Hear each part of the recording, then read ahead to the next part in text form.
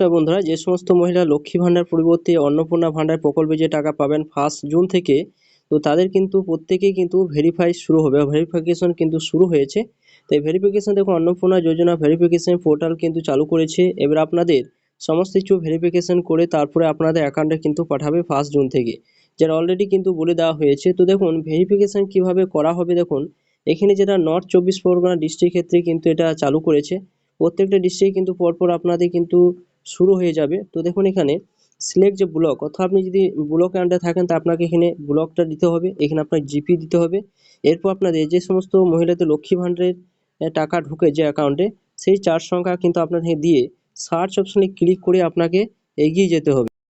এরপর আপনাদের নিচে কিন্তু ডিটেলস কিন্তু শো করবে যে আপনার ভেরিফিকেশন করা হয়েছে কি না।